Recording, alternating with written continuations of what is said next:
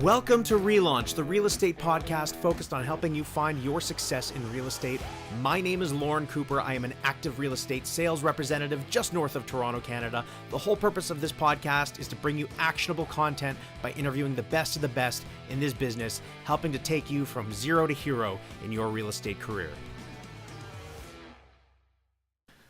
Welcome, everybody, to another episode of the RELaunch podcast. That is the Real Estate Launch podcast. My name is Lorne Cooper, and today we welcome Ron Goldkind. How are you, Ron? Good. How you doing, Lorne? I'm doing fantastic. So let's get into this right away. The things are going to be a little bit different today because you're not an active selling real estate agent. You are an executive VP with a particular franchise. And we're going to talk about... Well, we'll talk about your background, and that'll make a lot more sense when we get to things like marketing and agent development and that type of thing, okay? Sure. All right, so tell us a little bit about yourself. What were you doing before you got into real estate, and sort of walk us up to now? Okay, well, I was actually licensed in 1986 when I was 20 years old. My family have a history of apartment buildings that they built, managed. They did some residential development, but it was primarily apartment buildings in the Bathurst Lawrence, Bathurst Glencairn area. So I've grown up with that my whole life. That's the Toronto area for those that are listening out of area. Yeah, Toronto area. My grandfather bought land way back in the 40s. Anyway, I was licensed in 86. I sold apartment buildings, was having a great time with it, but my education, my background, my love was marketing and business strategy, always was. And in 1994, I was approached by a dear friend whose family owned a marketing agency, and they wanted to start a real estate division. We started Morris Real Estate Marketing Group on October the 1st, 1994.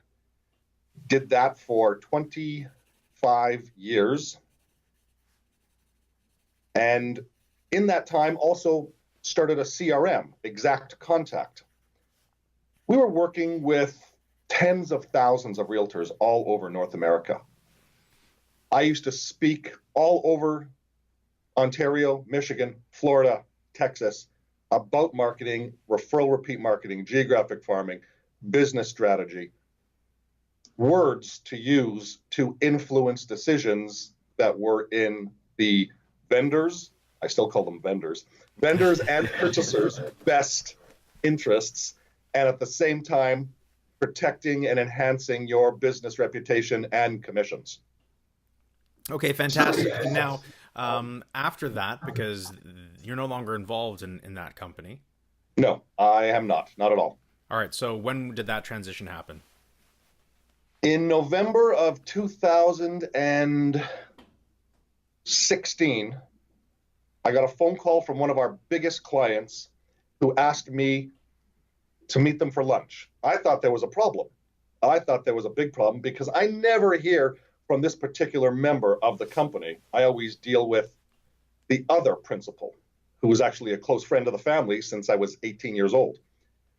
And I met him for lunch, and he says to me, "So what I really want is I want you to come work with us." And I laughed and said, "Okay, I'm not interested, but thank you for the offer. It's very flattering." Anyway, after 4 offers, he made it impossible to say no. And we're not talking money. We're talking about the experience of doing something that I love, doing something new, doing something that is my own business within a business. And here I am from 2017, January the 1st, absolutely loving what I'm doing, having a great time.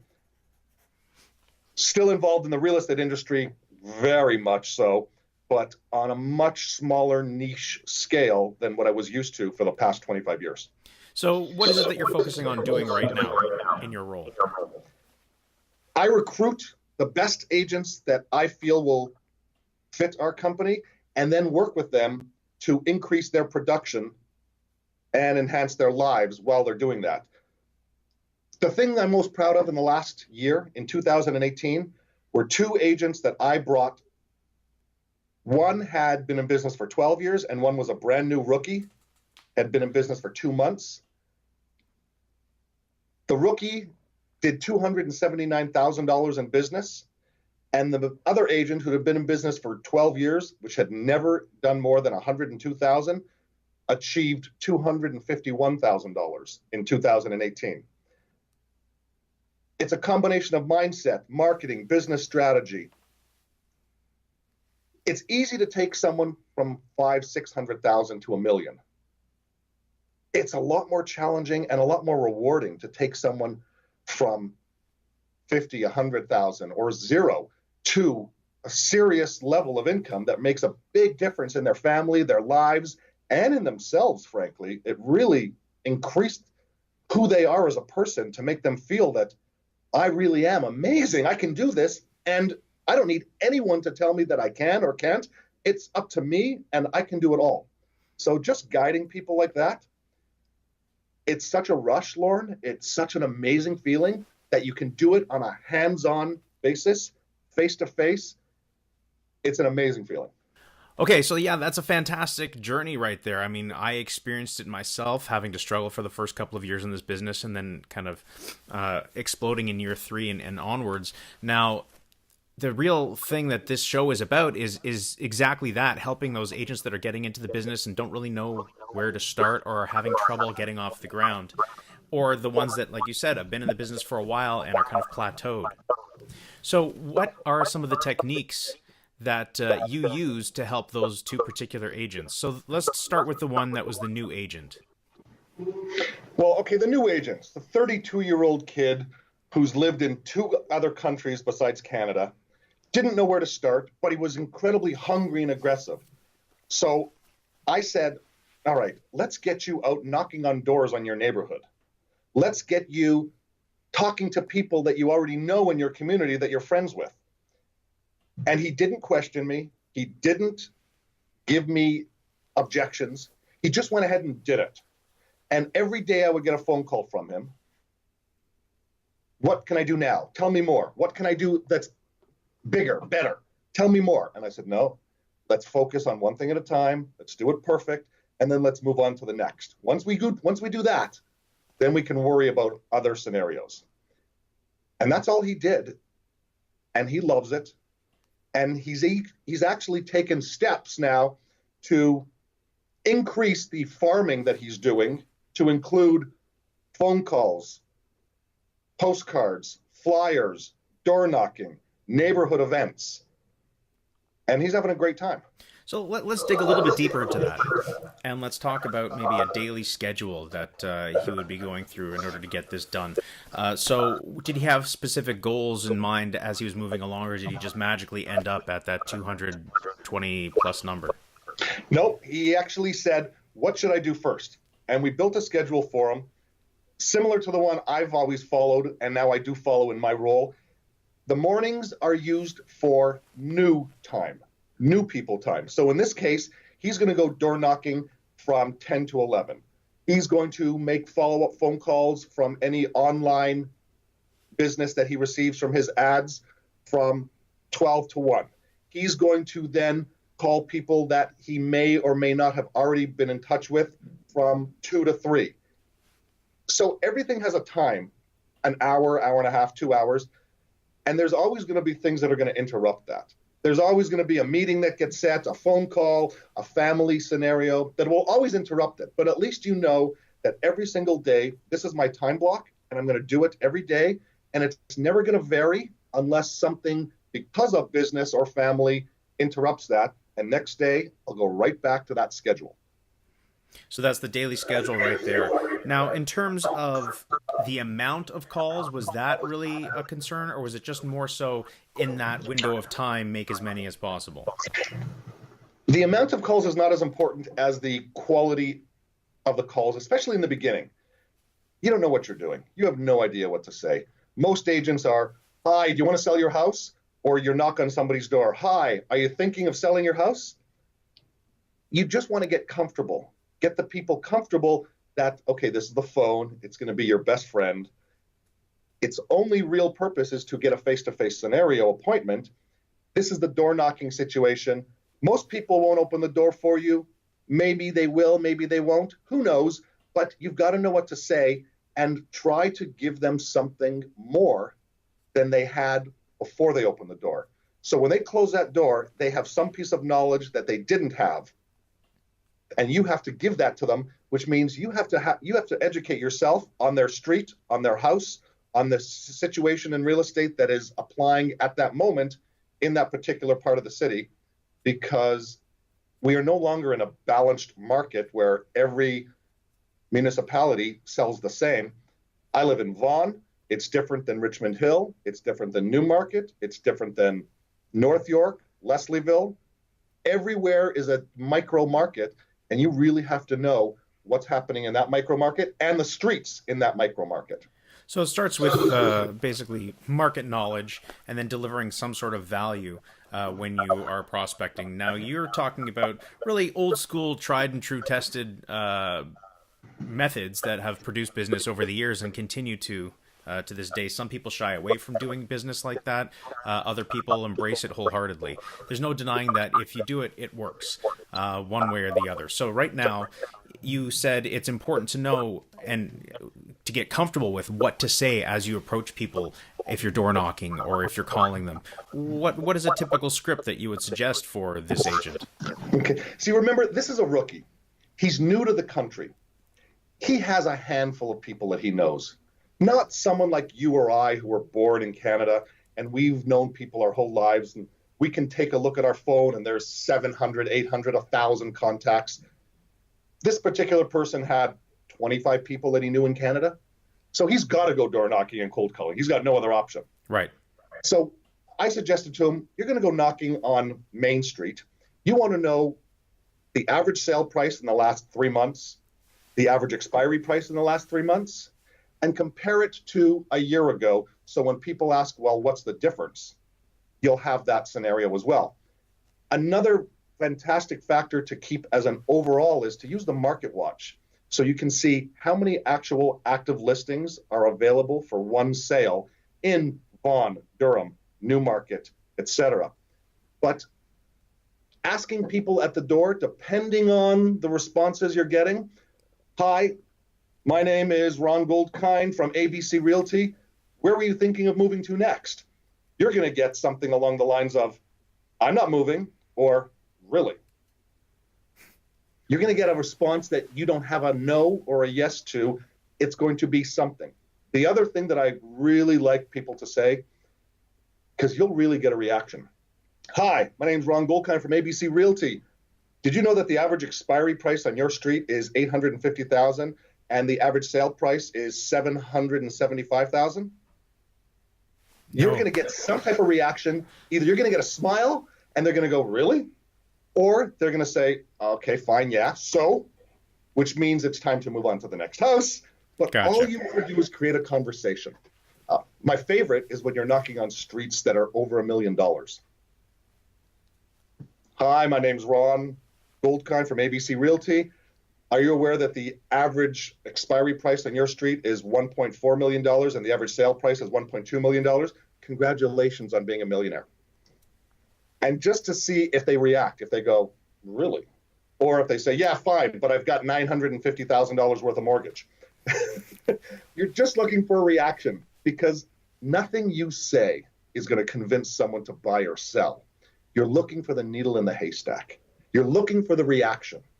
And if that reaction can cause a conversation that maybe they're going to sell today, tomorrow, next week, next month, next year, you want to keep that person in your database to keep in touch with.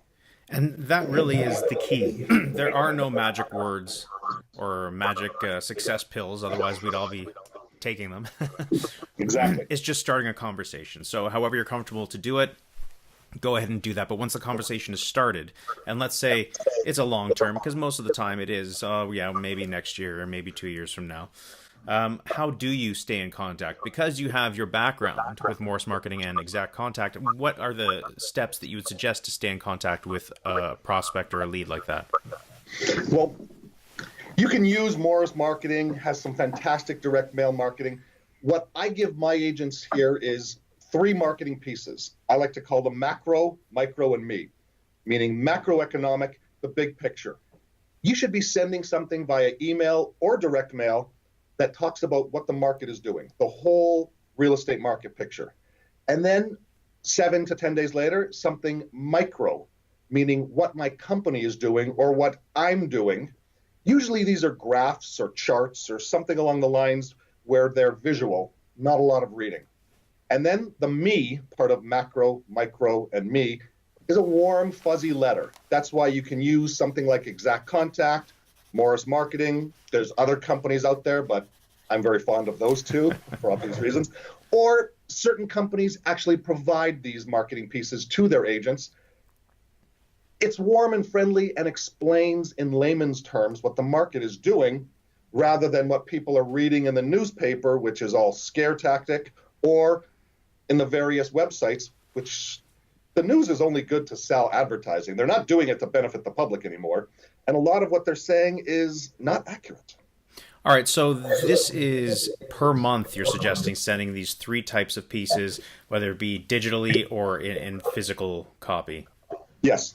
Okay. Now, what about reaching out and talking to them over the phone or stopping by? 100%. I try to get every realtor I know to make at least a minimum of 5 contacts a day to their database, whether it's prospects from farming or their actual phone or their CRM database. 5 contacts a day minimum. 10 is preferable, but 5 is an absolute minimum. And I do the numbers with them saying 5 times 5 is 25, 5 days a week, obviously. 25 times 4 weeks of the month, it's 100. You're not going to work 12 months of the year. None of us are. We can't. We have vacations, we have family obligations, we have lazy days. Hardcore, we're all going to work 10 months of the year without even a thought. So 100 conversations a month, 10 months of the year, 1,000 conversations a year. If you just do the math, 2% of those conversations are going to result in 20 transactions. As well, those conversations should be to try to get 1 meeting a day face-to-face with someone in your database. So 5 meetings a week. Again, 5 times 4, 20 meetings. Okay, 20 times 10 months of the year, that's 200 face-to-face people. Your 10% return on your database, which is a minimal number, that's 20 transactions. These are achievable numbers if you stay consistent and persistent. So these meetings that you're setting, these are meetings with people that are considering doing some business, or these are just meetings to get face-to-face?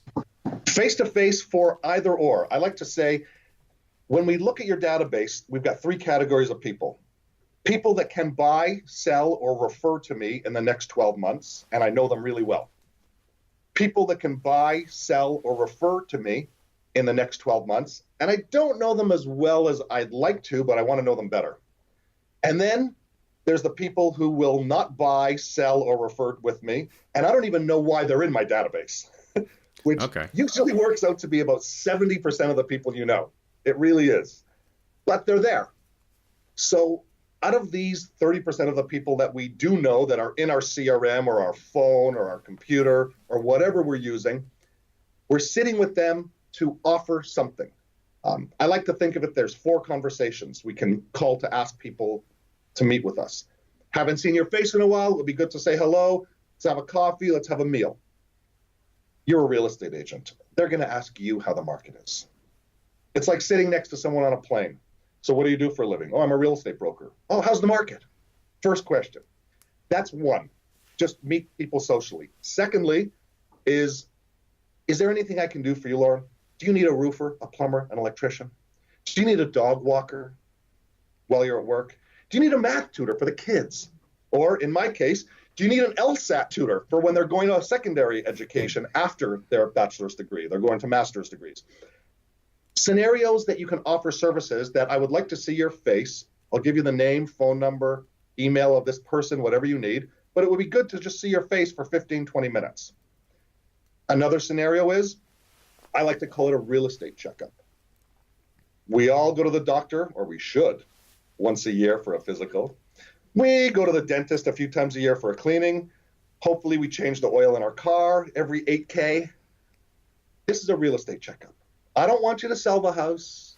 I don't want you to put it up in the market. I just want to give you the latest knowledge as to what your property is worth in today's world. Simple as that. And it's a CMA, okay? That's what it is. It's a CMA. And the last, which is my favorite.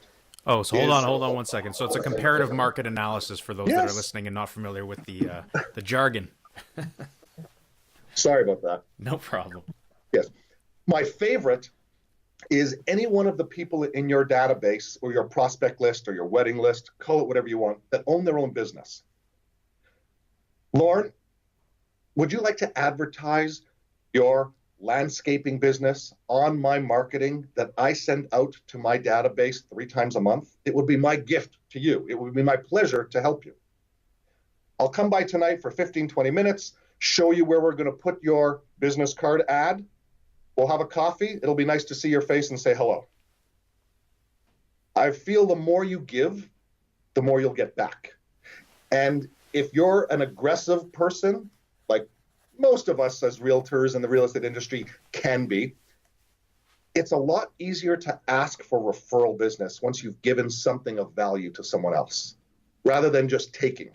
You give first, you'll get back, or you can ask, but you've at least given first. So let's talk about the ask, because a lot of people get stuck on that. Okay. How and when do you bring that up?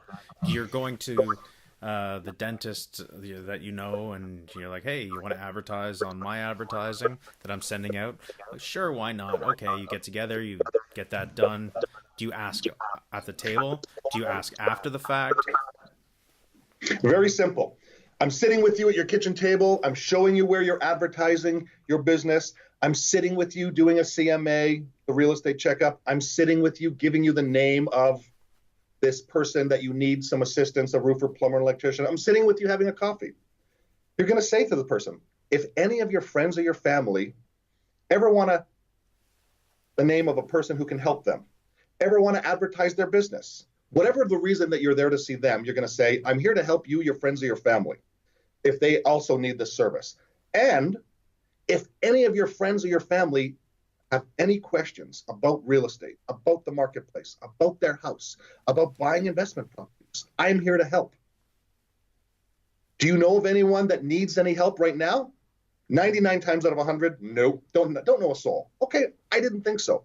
But just know I'm here to help, and I will take care of them like I will always take care of you, like family. Okay, great, fantastic.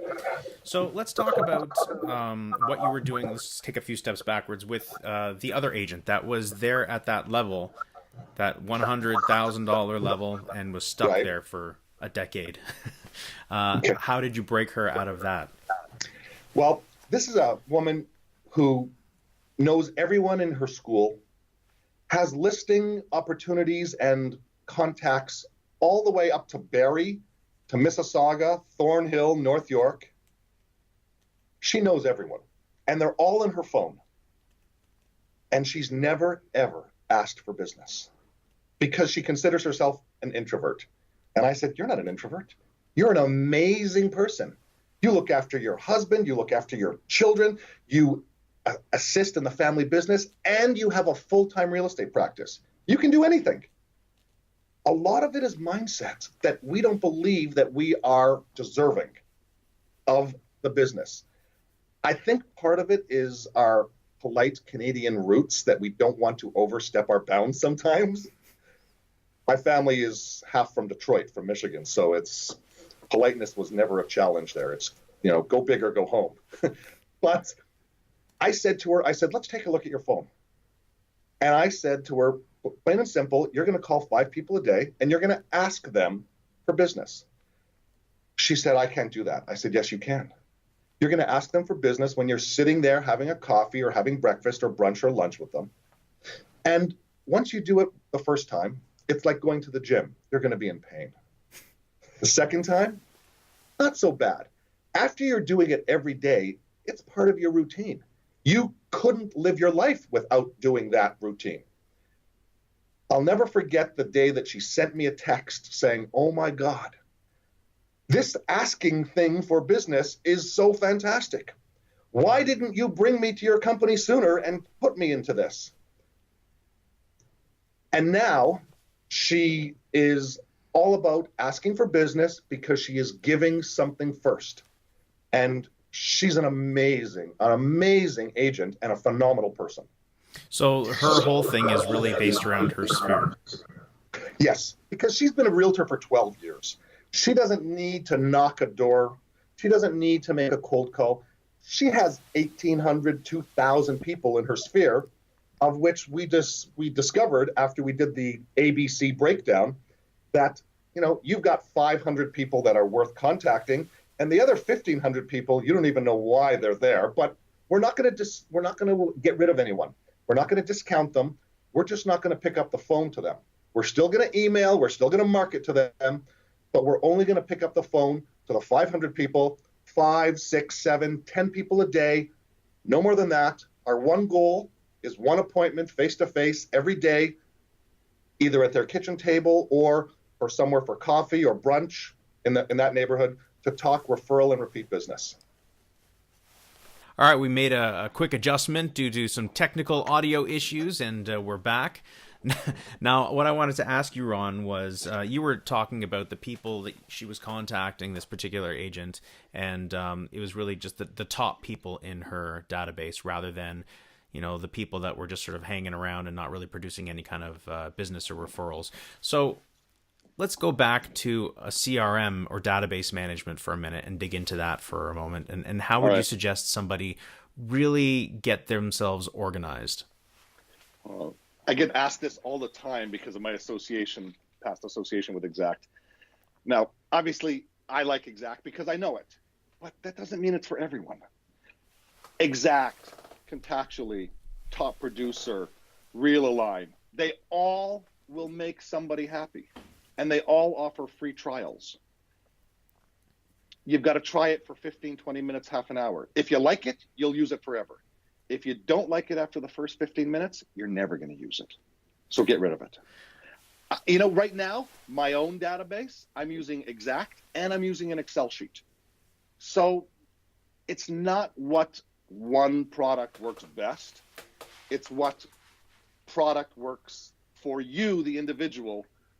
There is no best. So how would you then, once you're comfortable with the layout or the ease of use for the way that your brain works, and you find that particular product, whatever it may be, how would you then organize it in such a way that it's most effective to essentially produce business in the end? Okay. I like to break everything down into 3 categories, A, B, and C. And then it's, when was the first time I contacted them? When was the last time I contacted them? When was the next time I contacted them? I'm going to contact them. So A-list are my best people. That's typically about 20% of all the people I know in this world. These are the people that I feel will buy or sell or refer business to me in the next 12 months. B-list, usually about 10% of the total population. People will buy or sell or refer business, but I don't know them as well as I should or I'd like to. But they are someone I want to get to know better because they can definitely help the business. And then there's the C list, the other 70%, where you say, how the heck are they even in my database? Or there is no way I ever want to work with this person again. Or there's no way that does happen. Business to me. Sure. So that's how I like to break down my database. And I make phone calls alphabetically, it's fine, to my first, A and B list. 5 people a day, 7 people a day, 10 people a day. You get together for social scenarios because you're not going to speak to everyone, but you're going to make the calls. You're going to be emailing everyone 3 times a month, maybe direct mailing them once a month. Out of those 3 potential emails, maybe 1 will be a direct mail and the other 2 will be emails. Or you'll just direct mail the top 100 people in your A list and B list, and everyone else just gets 3 emails a month. There's 1,000 ways to go about it, but contacting them, getting face-to-face, it's all about face-to-face. You got to get more face-to-face with people. And once you're doing that, it's a matter of consistently staying persistent to get it done. We never pick up the phone and call the C list unless they pick up the phone and call us first. Okay, interesting. So you're spending your time with your 20 or 30 most productive percent. Okay. Yes, definitely. Now, let me ask you a question, because there are some people with spheres that their whole business is based on, especially when they get into the business, they have family and friends that want to use them, will refer them. And then you have those that, for whatever reason, a lot of people sometimes feel, I don't like mixing business and friendship. And so they'll go and buy a house or sell a house or whatever the case may be and not even tell you that it's going to happen, and you find out sort of later on. So a lot of their database is made up of that type of relationship. How would you deal with something like that? Is there a way around that? Is there a workaround? Family and friends on your database who don't necessarily do business with you and buy or sell without you, or are apprehensive to buy and sell with you? That's correct. What is the workaround for those that are like that, of that mentality? Because they're definitely out there. There's some people that just don't like mixing business and pleasure. Okay, I have a simple scenario, and I use it my life. My best friend in the whole world is my accountant. My other dear friend is my doctor. I know that these people, and as a matter of fact, my accountant is also my daughter's godfather. I know that these people will take care of me with their lives. And they express it because they know who I am. Now, they're very different from me, but they know what I need to hear because I'm a very driving, expressive type of person, and they're very analytical, being doctors and accountants, very analytical type of people, far less business-oriented and aggressive than I am. But they know that that's what makes me tick. So I say to anyone who's dealing with friends or family, you have to let them know. Say, you know what? You want me to sell your home for you because you want me to help you buy another one, because you're going to invite me over for dinner and I'm going to be sitting in that living room. And I want to come to that house for the rest of my life until you decide to sell it again, because we're family, we're friends. I'm going to take care of you better than anyone ever could, because I'm not concerned about the house or the commission first. I'm concerned about you and your family's well-being. I don't care about anything else. As long as you're happy and healthy, that's all that matters to me. And if you can take that sincerely, you're going to be very successful with friends and family, because we would all do anything for our friends and family, wouldn't we? Yeah. I mean, we do anything. You know, my friend calls me and says, you know, I need this amount of money. Can you? Sure, no problem. I need to use your cottage this weekend. No problem. Whatever you want. You're my friends. You're my family. You can have it. And we have to get that message across that this is not about business. This is about taking care of you, about making sure that you're looked after so that there isn't a challenge that you'll ever have to deal with. Yeah, and that does help to combat that objection that comes up that says, what if something goes wrong? I don't want it to ruin our friendship. Well, if something goes wrong, I'm going to fix it. Because if something goes wrong with another agent that you don't know, they're going to try to fix it. But my goal is to not let something go wrong, because I care about you as people. If something happens, it happens. But I'm not going to let it ruin our friendship, because our friendship was here before your house. It'll be here after your house. But I'm going to go that extra 10 miles that the average realtor wouldn't, because I care about you so much. Because we've been friends since we were 16, 18, 20. We went to university together, whatever. Because our kids go to school together and I've known you for 10 years. Whatever it is, it's a personal connection that I'm not going to let any amount of money or business ruin. Never. Now, to play devil's advocate there, let's say you win them over with that, and then they get into some sort of, commission doesn't matter to you. So how much are you going to refund me, or what are you going to charge me? Are you going to do it for free? No, I'll tell you what. Simple as that. Here's the simple question.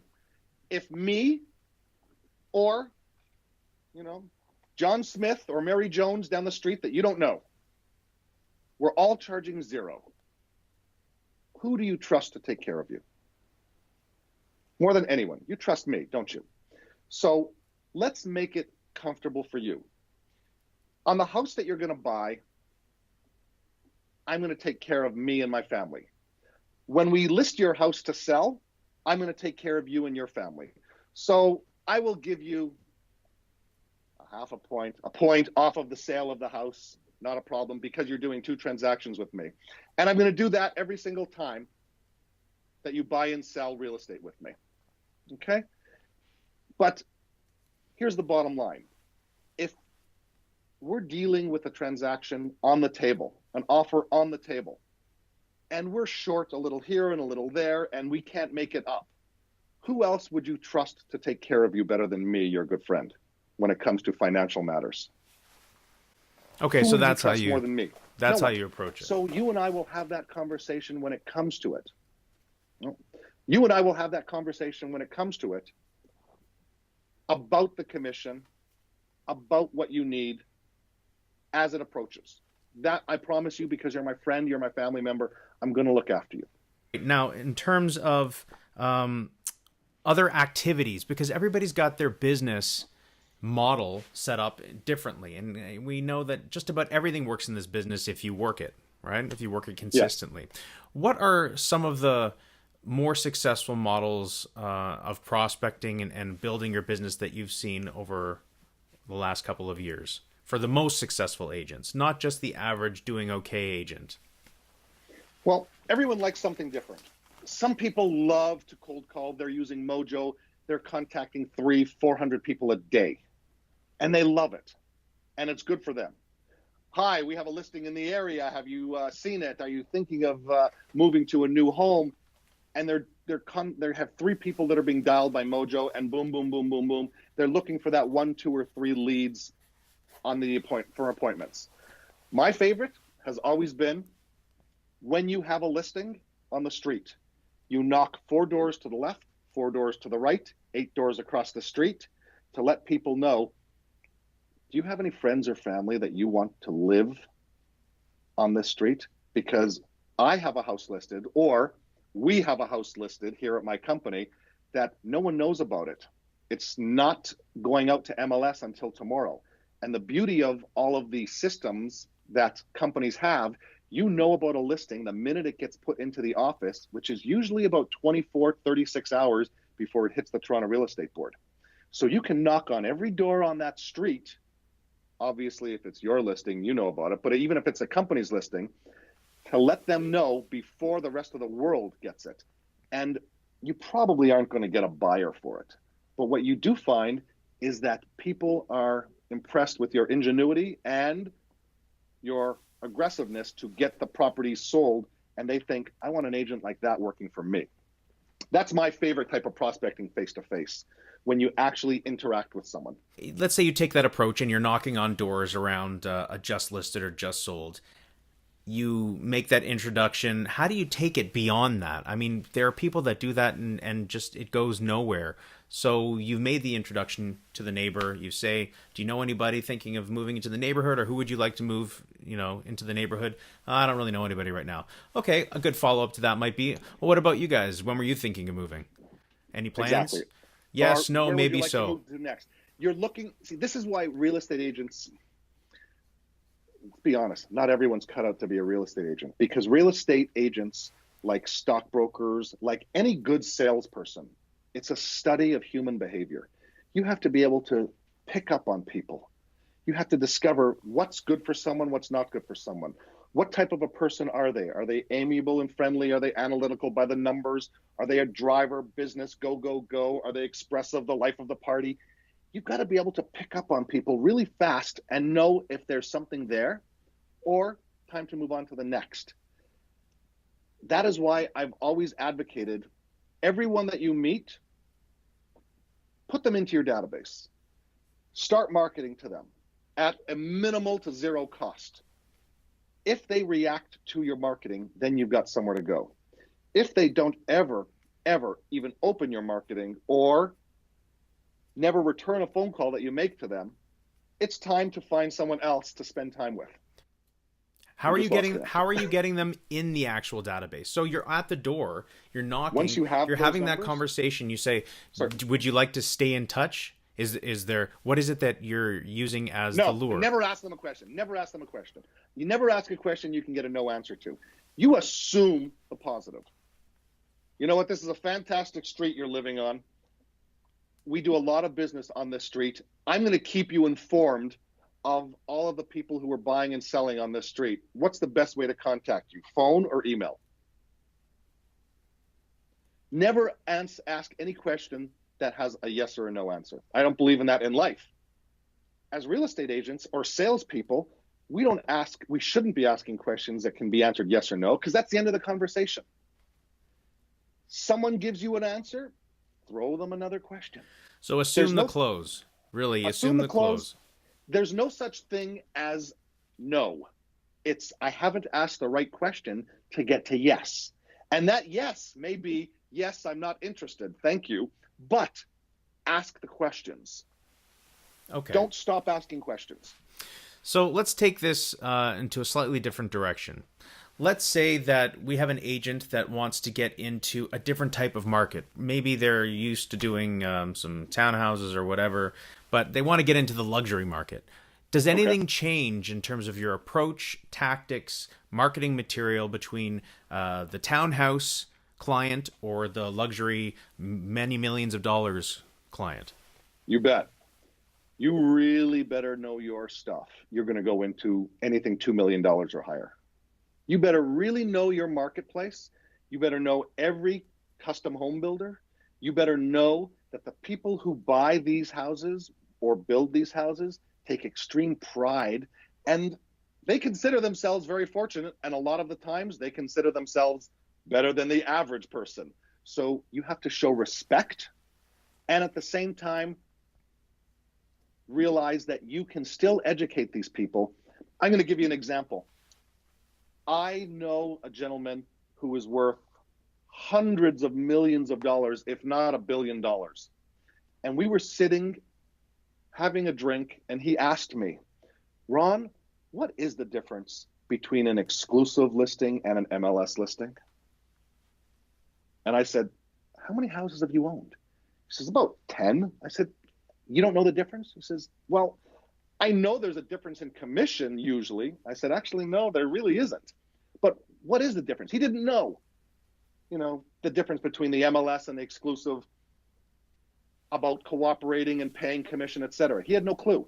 So we cannot assume that just because these people have money, that they know everything.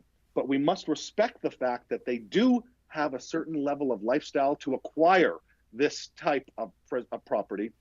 But just because they say that my house is worth $4 million, they don't know what it's worth. They don't. It's like them walking into a doctor. Just because you're worth $100 million, that doesn't mean you know the difference between a cardiac arrest and indigestion. You're not trained. Okay? You're not trained in the position. So assume that they don't know, even though they're going to act like they do. But you have to be educated. You have to know every street, every history, every sale, every custom builder, every unique detail, basically product knowledge. You have to have toured every luxury property when it comes up for sale to really see why they're asking the difference. Why this house on the same street, one house on the street is worth $5 million and one house on the street is worth $3.5 million. Square footage, lot size, detail. For all you know, there could be gold leaflets all over the wainscoting, but you have to get into these properties to see them.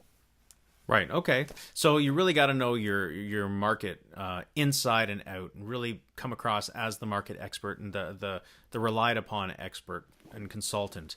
Now, you mentioned getting to know all the custom builders, and how would somebody even go about developing those relationships? You got to grind it out.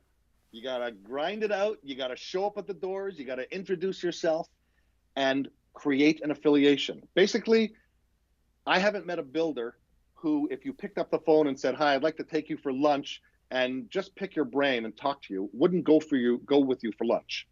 And now it's up to you. You're not going to be thrust into their business after one lunch. But the more you can get to meet these people and understand the way a builder thinks and a developer thinks and the scope of some of the projects that they do, some developers are looking for massive amounts of land to build huge condominium projects. Everyone wants something different. And I have really found the higher the station in life for these people, the builders, the developers, the more polished and polite they happen to be. They really are willing to talk to you because they know that the realtor is the one that brings them product to buy. And they're very polite and very decent. You may have to make 50 phone calls to get to them just because they're so busy, but they are very decent people and they're looking for you to feed them. So they're more than willing to have you take them for lunch to pick their brain And again, I've just found that when they achieve this station, when they're worth hundreds of millions of dollars, they have a polish about them and a politeness and a decency to them as well. So your approach then, as an agent getting into the market or trying to get into that luxury market, that next level, for whatever reason, how would you even get to that? Would you start by knocking on doors in those neighborhoods?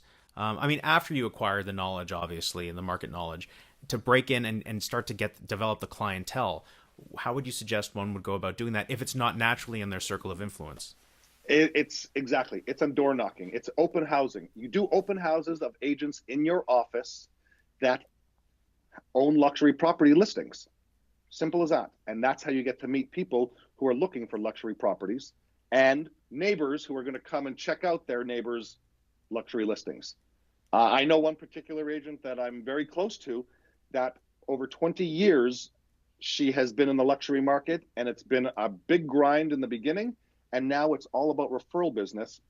But in the beginning, it was about open houses and door knocking the high-end streets, primarily open houses, though. Okay. Now let me ask you, because I've been asked the same question. I'd like to hear your take on it because you have insight into all the different agents in your office of various levels of success, quote unquote success. Now, the agents that are focused on those luxury markets compared to agents that are focused on just grinding it out with the lower priced or mid-priced properties, do you find that there's a big difference in terms of the most successful agents focus on this type of clientele? No. Everyone has their niche that they enjoy. We have one agent that sells $200 million properties, and we have one agent that sells 20 $10 million properties. It's what you like. It's what you've grown into. My focus has always been, let's work on what you enjoy. What do you enjoy the most? And then let's build it so big that any weaknesses or things that you don't like doing are insignificant. So if you are a blue collar type of person and you enjoy the grind of the day-to-day and you came from a background of always working with your hands, you may do incredibly well in a community of $300,000 or less properties. Not that there is in GTA, but let's say that was the average price. If you grew up in an affluent area and you went to the country clubs and this is how you spent your life, you may enjoy that. Everyone has something different. Or you may aspire to say, yes, I may have grown up blue collar, but I only want to work with blue bloods now. Or you may say, yeah, I grew up in the country club, but you know what? I don't want to deal with that sort of people anymore. That's my whole life. I want to do a sale every single day, which means that I'm going to work with the cookie cutter type of neighborhood, semi-detached townhouses, and that's where I'm going to own that neighborhood. And me and my team are going to build something that no one can even touch or compete with. Okay, so you touched on something right there. You mentioned the word team, and that's a hot topic these days. For the last couple of years, teams are definitely trending. Is that something that, as a new agent, someone should consider going in as a team member? And then on the flip side, as an agent becomes more experienced and established, something that they should consider building for themselves?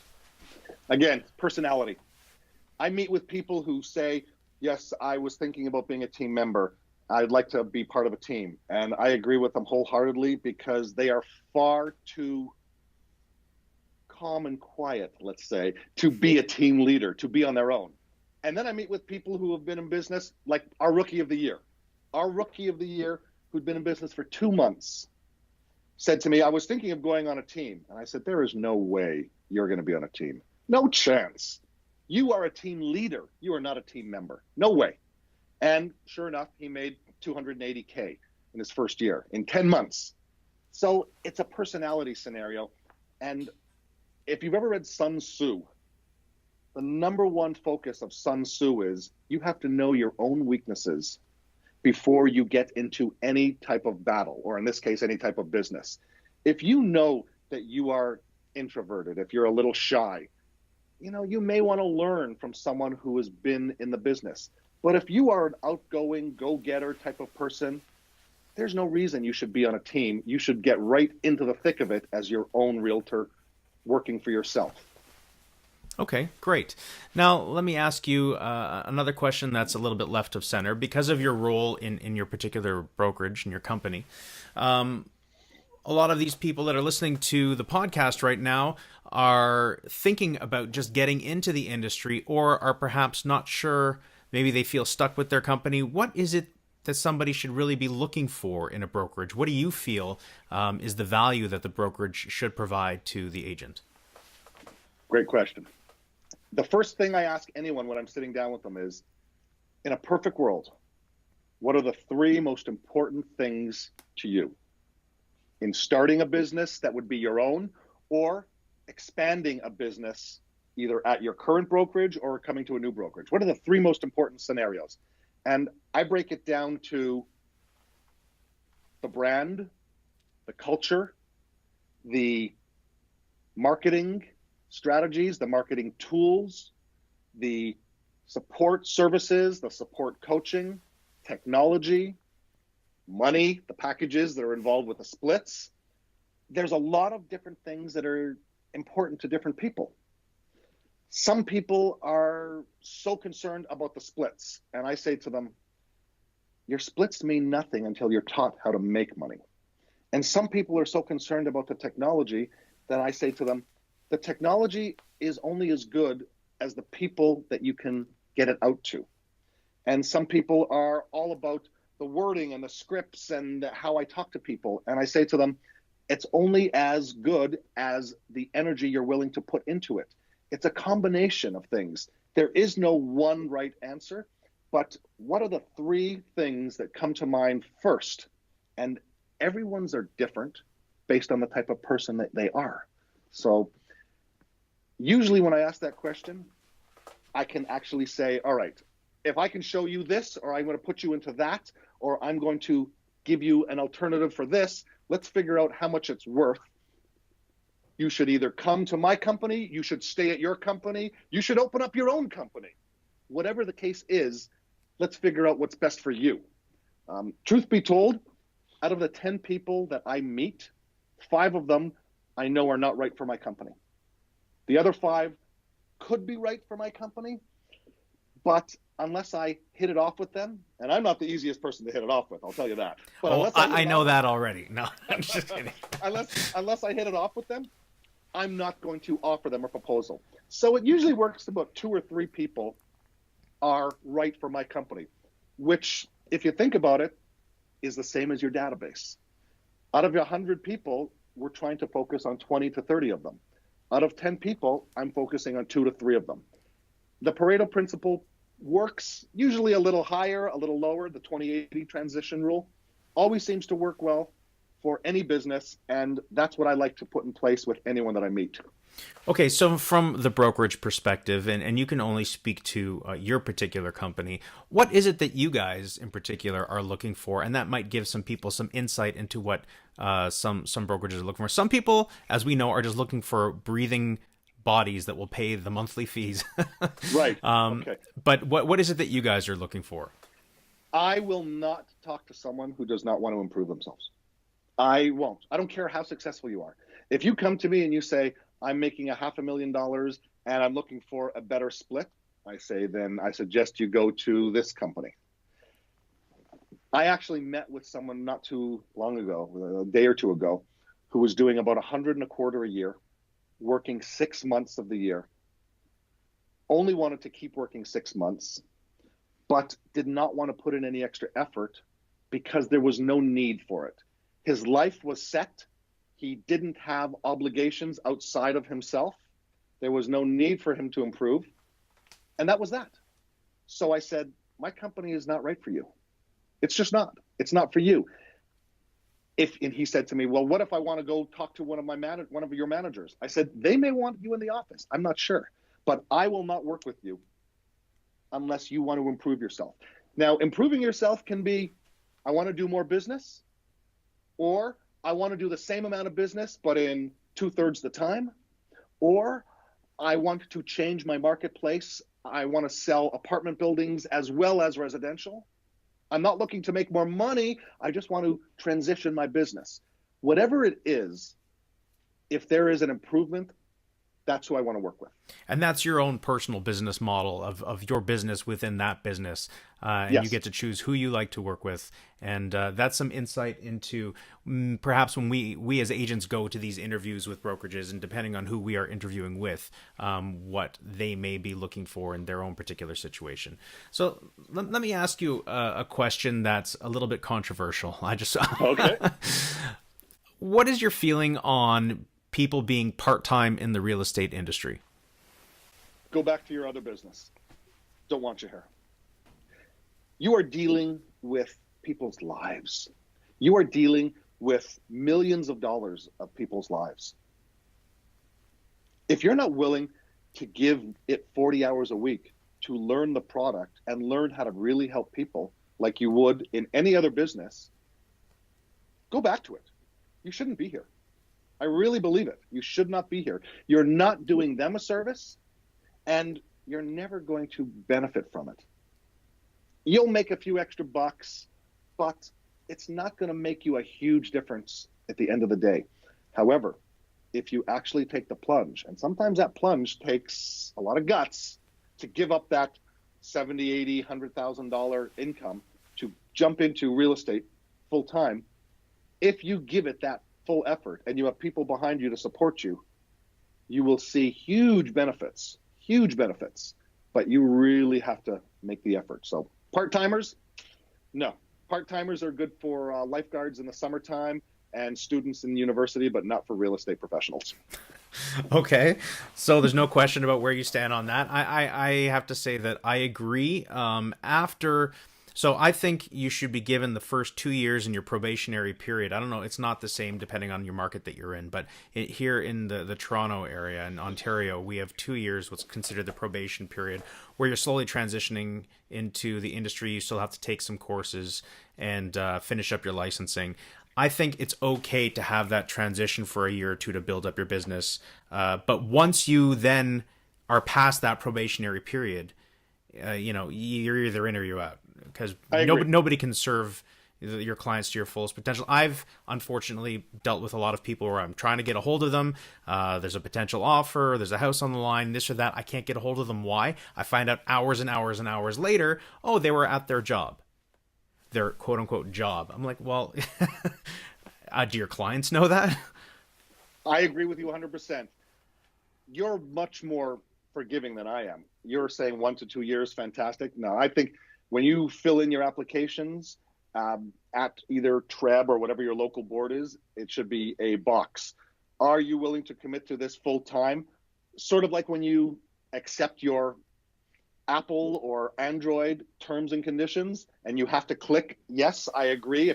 Otherwise you don't get anything. Same thing. If you're not willing to be full time in this profession, we understand, not a problem. Keep your license, park it with a company that does these things, and best of luck to you in your other profession. Now, is this... Go ahead. Sorry.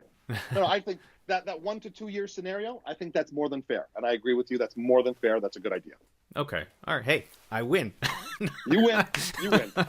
All right. Now, is that something that you particularly feel as a personal opinion, or is that a company policy? It's more of a personal... It's personal, but I will say, unless you are really, really good and you are planning on making that jump full time and you give someone your word at an interview, you're not going to get hired here at my company. Okay. All right. Just curious based on conversation. And this can apply in many different ways in many different cities and towns and companies and brokerages. This is just one perspective, or two in this particular situation, where you and I. But I'm just the lonely agent, so I don't have any power or say over it. I just have my opinions. All right, fantastic. Now, let me ask you a scenario. We've really touched on it when we were talking about how you were helping these other agents.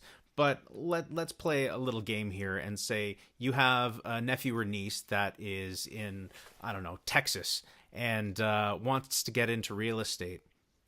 They are let's say mid-20s, not that that's all that important, but more to the point that they're new in town, they don't have a large sphere, how would you suggest they go about starting off their real estate career with the best chances for success? Okay, you were cut out there. So you're saying let's say I have a family member who moves to Texas or somewhere random where they don't know anybody. Right. And they want to get into real estate. They've got their license. They want to hit the ground running. What is it that they should do to set themselves up for success?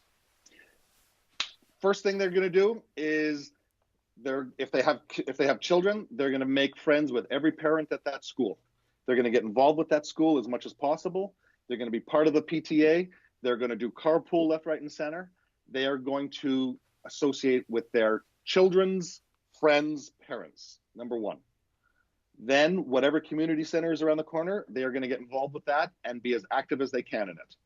Church, synagogue, whatever religious affiliation, they're going to be involved in that ASAP. Then they're going to start to the old-fashioned scenarios. They're going to knock doors in their neighborhood and introduce themselves. I am your neighbor. I just moved into the area. I'm your neighbor. I just moved into the area. Sorry, my messages keep popping up here. I just moved into the area. I want to introduce myself. I'm a professional realtor and your neighbor. I'm here to take care of all of us in our neighborhood. That's the way I go about it. Okay, and then from there, build out your database, stay in touch with people, use the marketing pieces that you suggested. Now, one final question on that. Do you feel that 3 may be overwhelming and too much? People would say, hey, why are you sending me all this stuff? No. Unfortunately, direct mail, you'll get more of a bang for your buck, but it's expensive, so that's why you only want to go once a month max. If you're farming an area, you want to hit 2 to 3 times a month. It's postcards. It's less expensive in Canada, postal walk. But otherwise, people don't know you. It takes 6 to 9 months before they see you. And in a farm area, it's what have you sold? What have you listed? What do you charge? I don't know who you are. That's why you've got to go knock the doors. But with a database, those 3 pieces, if they're all email, 30% of people will open their email for 1 second and look at it. The other 70% delete its source.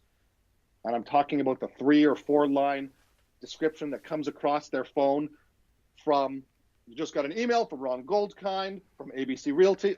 Slide it all the way over, delete. Okay, but 30% will open it. They'll read it for 1 to 3 seconds max. And out of those 30%, let's say it's those 30 people out of 100, 5 out of those 30 people will keep the email. The other 25 will delete it. So you're not impacting anybody. The people who are interested are going to keep it and going to see it and going to look at it again. It doesn't matter how much email you send to them or direct mail. You've got to get on the phone and talk to them, and then you've got to see them face to face. You're not going to be willing to do that in this business, and I say this as a joke, but it's deadly serious. I say if you're not willing to go to people and call them and knock on their door, I want you to learn this phrase. Excuse me, would you like to see that in a pump or a loafer? Because that is the only way. I know. That is the only way that you are going to sell something to someone that people are going to walk in your front door. Because the reality is everyone wants to buy a house. They want to buy a condo. They want to buy a real estate investment. They all want to buy something. Because as much money as you can make, you can't live in your stock portfolio. You can't touch your stock portfolio. You can touch the bricks and mortar. You can live in it. You can make memories. Or you can collect rent from it every month. So they all want it. It's not selling the product. We're not selling encyclopedias or vacuum cleaners door to door. You have to sell yourself, that you are the one to take care of their needs. And if you can do that, you'll be incredibly successful.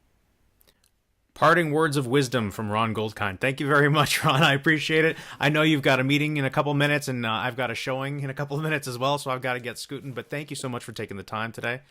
Lorne, a pleasure. Thank you so much for inviting me. Always great to see you. Hope to see you again soon. All right back at you. Hey, everybody out there in podcast land. I just wanted to say thank you so much. I truly appreciate you for your support and for listening. Don't forget to subscribe, like, comment, share this all over social media, and especially share it with a realtor that you know that might be having a difficult time finding their own path to success. I'll see you on the next episode.